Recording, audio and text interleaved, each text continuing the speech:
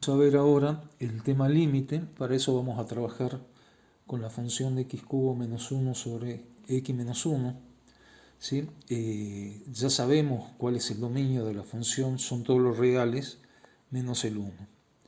Bueno, ¿cómo hacemos para graficar cuando no conocemos la función o la forma de la función? Y bueno, lo que hacemos es hacer una tabla de valores. En este caso, x va a ir aumentando desde 0 y con incremento de 0,1 y vamos a ver los valores que toma ahí. Vemos que en la tabla el 1 no está, la función no está definida para 1. Entonces, bueno, vamos a empezar a marcar los puntos. En primer caso, el primer punto es el 0,1 y a medida que incrementamos el valor de x, vamos a ir teniendo marcado en el gráfico cada uno de los puntos. Cuando estamos llegando a x igual a 1, ¿qué es lo que sucede? Y la función no puede ser evaluada en 1, entonces continuamos con el valor siguiente ya para valores superiores a x igual a 1. Y tenemos la traza del gráfico. Ahora, son muy espaciados los puntos, graficados de esa manera, entonces ahora lo que vamos a hacer es graficar puntos, pero con x variando no de 0,1 en 0,1, sino con un incremento de 0,05. Y vemos que ya eso tiene una forma de una curva con puntos más cercanos, y lo que vemos también es que si lo hacemos desde abajo de x igual a 1, es decir, por izquierda, o ahora en la tabla que tenemos a la derecha, desde x igual a 2 disminuyendo, en el sentido de que x se acerca a 1, vemos que la función se va a acercar al valor 3. No va a ser nunca igual a 3, pero se va a acercar a 3. Y los puntos están más juntos. Es decir, que ya estamos empezando a tener una idea de lo que pasaría con el valor de la función si se comportara de la misma manera que en los x cercanos a 1. Ahí en el gráfico vemos entonces que hay un valor particular que es L igual a 3, que no es otra cosa que lo que definimos como el límite de la función cuando x tiende a 1.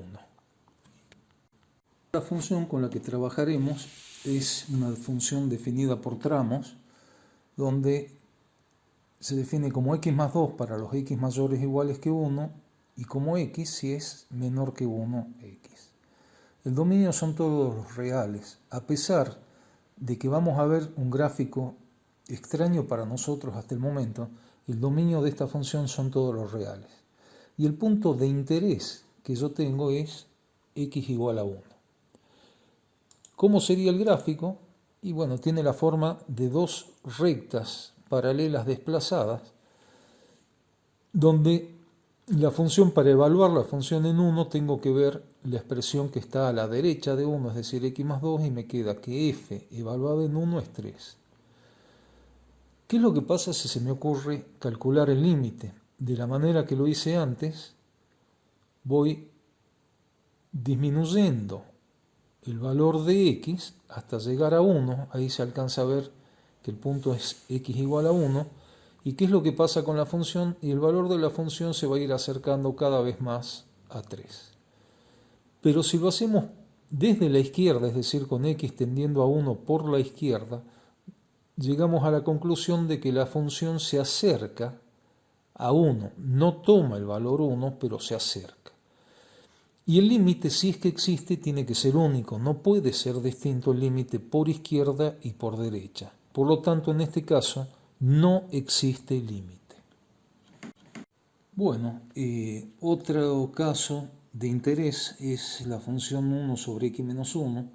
Sabemos que la función no está definida en x igual a 1, entonces vamos a ver qué pasa si nosotros nos acercamos a x igual a 1 por derecha, es decir, caminando desde la derecha de 1, vamos a ir viendo qué pasa. Nos vamos acercando a x igual a 1 y la función va a crecer indefinidamente, va a crecer sin límite.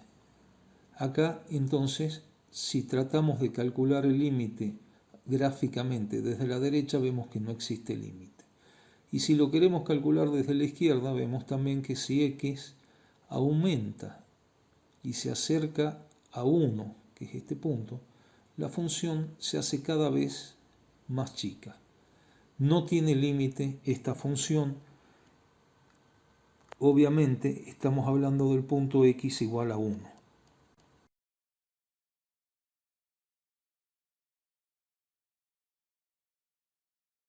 Ya es hora de que definamos el límite de una función en un punto.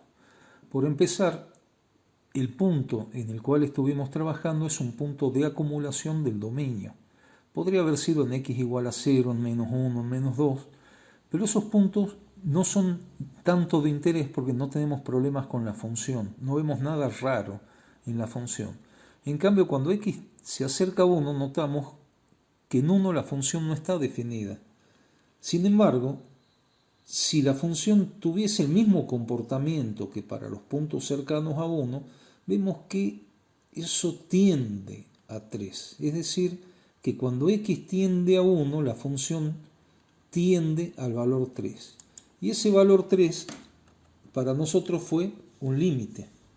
Ahora, ¿cómo lo vamos a relacionar con los conceptos que vimos anteriormente? Por empezar, estamos hablando de que el límite lo vamos a calcular en cualquier punto de acumulación del dominio.